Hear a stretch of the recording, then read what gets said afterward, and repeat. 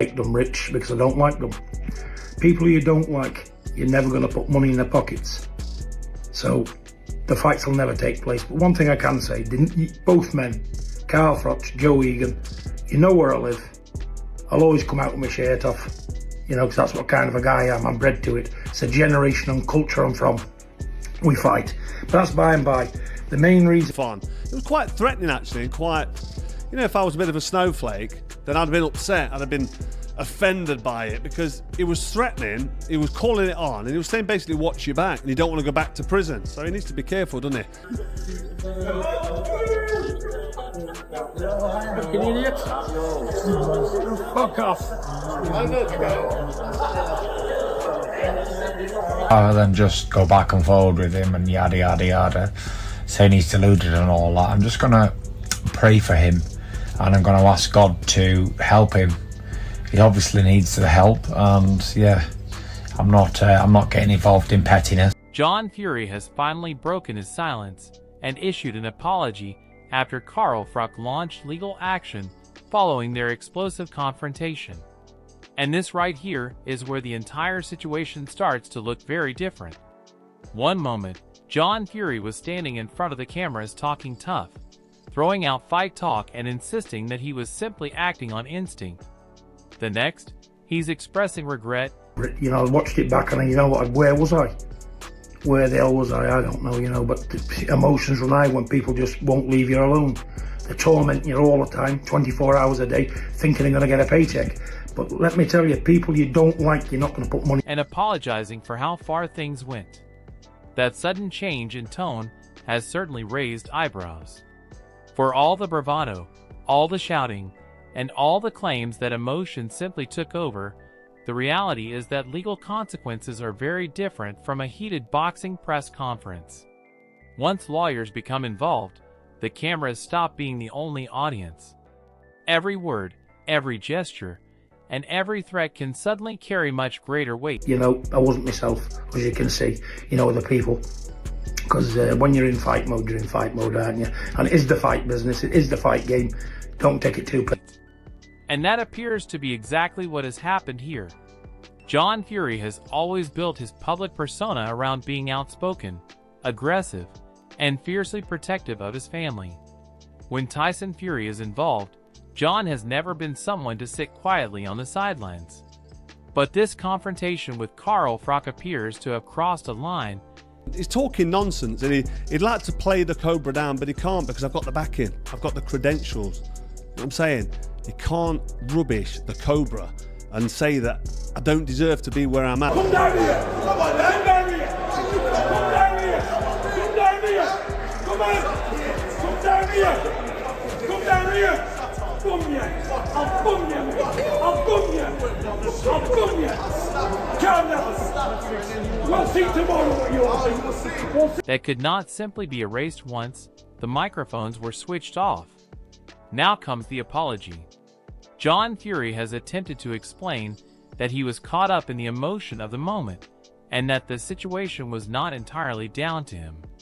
But that explanation may not be enough for Carl Froch, who has clearly decided that this confrontation deserves some... Father of the king of the world. I think he's referring to Tyson Fury. You know, when you have kids, you know, most people, when they want to talk about their children, they might pull their mobile phone out and show a few pictures. Big John just shows his balls. That's where they came from. If there's anyone who needs a Manscaped advert, it's fucking John. Something more serious than another boxing world argument. Froch is not exactly known for backing down when he believes he's been disrespected. During his professional career, he built a reputation for standing his ground against some of the toughest fighters in the sport. Outside the ring, that same mentality has followed him. So when John Fury's words allegedly crossed the line, Froch didn't simply laugh them. Morning, people. Just want to make a quick apology for my inappropriate language yesterday. You know, it's unacceptable. I accept that. You know, but emotions run high. We get involved, and it is the fight game. It was pandemonium. You know, but let me sincerely apologise for my outburst of language. You know, I wasn't alone doing it, but I want to come out and apologise because I feel, you know, it's appropriate to make that apology to the people who came off. He took legal action. And that's what makes this story so fascinating. John Fury can talk about fight mode, emotions, family loyalty, or the pressure of the moment. But none of those explanations automatically erase what happened. A courtroom doesn't operate like a boxing press conference. And if he does it again and he's over, he's going to get fined again. And I don't know if it's by the pound, by the ounce, what he's getting fined for, but it's an expensive... There are no dramatic entrances, no microphones to grab, and no crowd waiting for the next insult. There are consequences.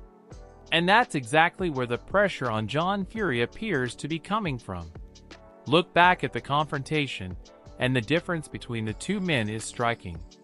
John Fury was visibly animated, aggressive, and clearly operating at maximum intensity.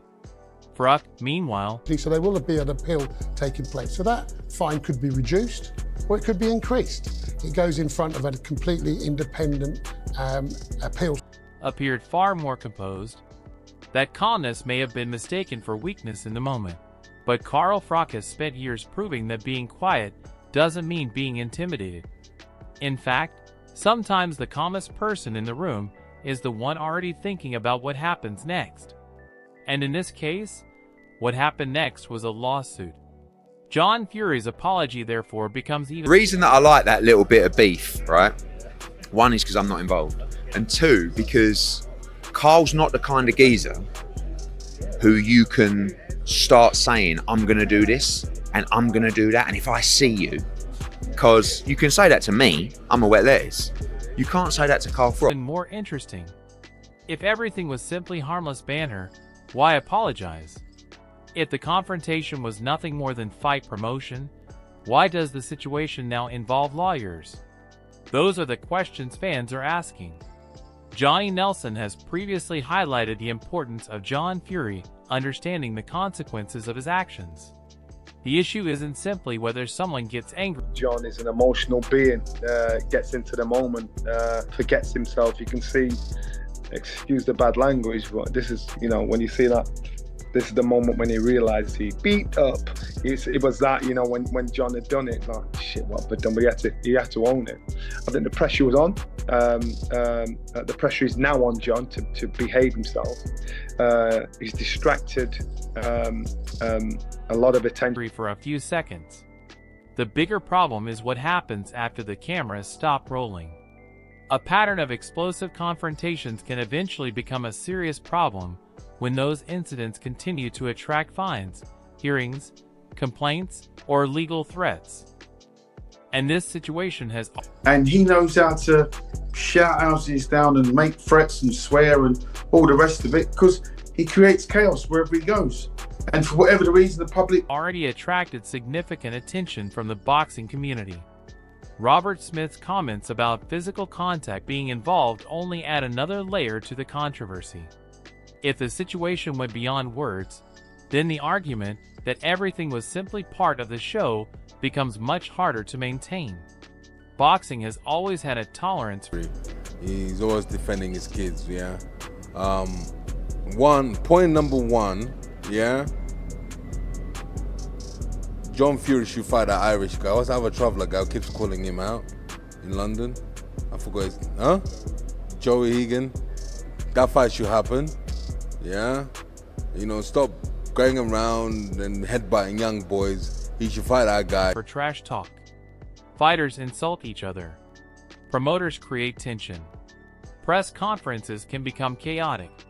But there is a difference between promoting a fight and genuinely losing control. That's the line everyone is now debating. Eddie Hearn has also weighed in on the wider situation, and his reaction highlights just how quickly boxing theatrics can become something much more serious. There is money in controversy, there are views in confrontation, and there is undoubtedly entertainment. Fury, and that light bulb switches on. Fury, that Carl Froch is a bad man. He was when he was fighting, and he's probably got that same spite in him now. And if he lands one on Fury, then it could be quite devastating. And Froch has always been quite heavy-handed. Look what he did to George Groves. Ironed him out, and George Groves was world-class at that time. So everybody knows that the last thing you lose in boxing, if you're a natural puncher, like a Froch, is your punch. And Froch, you know, listen, Fury wouldn't be able to get out of the way of that. He doesn't know how to get out of the way of that. He couldn't get out of the way of that. And I'm sure if Froch anytime Froch is ready to close that one out, it's a done deal. Entertainment value when personalities like John Fury and Carl Froch clash. But there are limits. When personal threats enter the picture, the entertainment value can disappear very quickly. That's where Carl Froch's decision becomes so significant. Froch didn't need to answer every threat with another threat. He didn't need to turn the confrontation into a street fight. Instead, if my father behaved like that at a press conference, I would put him straight and tell him, it's embarrassing and it can't be happening, mate. It's a really bad look for boxing. I'm actually surprised it's been allowed to go on and happen in a place where they're at, to be honest. Chose a completely different route, the legal system. And that may ultimately be far more damaging to John Fury than another argument in front of cameras. Duke McKenzie has repeatedly emphasized Froch's toughness and his mentality. Even though Froch's professional career is behind him, the reputation he developed during his championship years has not disappeared. The victories, the wars, and the confidence that defined him remain part of his identity. Boxing ability, I just don't think he does. I don't think he has the experience. I don't think he's had the time to become that. I think he's a great athlete. I think he's super fit, but he's not a world class. He's not a world class fighter in my. John Fury may have been talking like a fighter, but Froch has shown that he doesn't necessarily need to fight to make his point. He can let the courts do the talking. Derek Chisora has also been sympathetic to John Fury's loyalty toward his family. That's an important part of understanding John's behavior. He has always been fiercely protective of Tyson Fury and the Fury name. When he believes what everybody else, it seemed. I wasn't there when it happened because we was inside doing whatever we was doing, other interviews I think, and somebody showed it to me. I see John with his cut head. Look, that's not what we want. I don't want to see that happen. No one does. But I understand now both sides have made it up. They've apologised. So hopefully it's all in the past and we can concentrate what everybody's out here for, which is someone has crossed his family, his instinct appears to be confrontation. But loyalty does not automatically remove consequences. A father can defend his son. A fighter can defend his reputation. A personality can defend himself in an argument. But once legal proceedings begin, the rules change completely. And that is the reality John Fury now has to face. Tony Bellew has also criticized how embarrassing situations like this can become for the sport itself. Boxing already has enough controversy surrounding it without press conferences turning into genuine physical confrontations. The sport needs drama, but it doesn't need... Yeah, I mean, listen, it's boxing, it's family. John's John. Both goading each other. Both very personal. Both means a lot to everybody. Shouldn't have done it. Uncontrolled chaos. Dave Allen's comments about John Fury's fighting background have also added another dimension to the debate. John Fury has cultivated an enormous reputation through his personality, his association with Tyson, and his willingness to confront almost anyone. But reputation and reality are two different things. Talking tough on camera is one thing. Dealing with legal consequences is another. Frank Warren and other figures within boxing would undoubtedly prefer this entire episode to disappear. Boxing promoters understand that controversy can generate attention, but there comes a point where the attention becomes a liability rather than an Dude, I love that John is just so confident in himself. He would gas inside of 2 rounds. 2 rounds, but if he even made it 2 rounds with Carl Froch, he would gas probably in the first round. He's 60 years old. I'm not saying he couldn't hobble about for 4 rounds or something, but he would be gassed inside of 2. Because the way that John runs... Advantage. An apology can help calm a situation. But an apology doesn't necessarily make a lawsuit disappear. That's the uncomfortable reality facing John Fury now. Carl Froch appears to have made his position clear. Whatever happened at that confrontation, he wasn't prepared to simply forget about it. He believes the situation went too far, and instead of continuing the argument through interviews and social media, he took the matter into a legal arena. That means the next chapter may not involve microphones at all. It may involve lawyers, documents, hearings, and decisions that could have consequences long after. I think Carl Froch would flatten him, and then, if he took him down and he did this out in the street, and everybody's got their opinions, which is good. It keeps it alive. The original confrontation is forgotten by the public, and that is why John Fury's apology matters. It shows that even the man who has built his reputation around refusing to back down understands that this situation is different. The tough talk may have worked in front of a boxing crowd. It may have generated headlines. It may even have entertained millions of fans. But once legal action enters the picture, the performance is over. Now comes accountability. Whether Carl Froch accepts the apology remains another question entirely. Saying sorry can be the first step toward resolving a dispute, but it doesn't automatically undo what has already happened. And until this legal battle is resolved, and everybody knows Froch is a tough guy. And if Froch turns up, even though he's an old man now, he's nearly as old as me. No, he's not. He's quite younger than me, actually, Carl Froch. I'm 63. Anyway, but, listen, even Carl Froch, at the age that he is at, would still be enough for John Fury. Rivalry between John Fury and Carl Froch remains one of the most bizarre and explosive stories surrounding British boxing. One thing is certain, John Fury's words created the storm. Carl Froch responded in a completely different arena, and now the consequences are impossible to ignore. The cameras may have stopped rolling, but this story is far from finished. So if you want every major update as this legal battle develops, make sure you're subscribed, turn on notifications, and stay locked in. Because whatever happens next between John Fury and Carl Froch could be even more dramatic than the confrontation that started it all.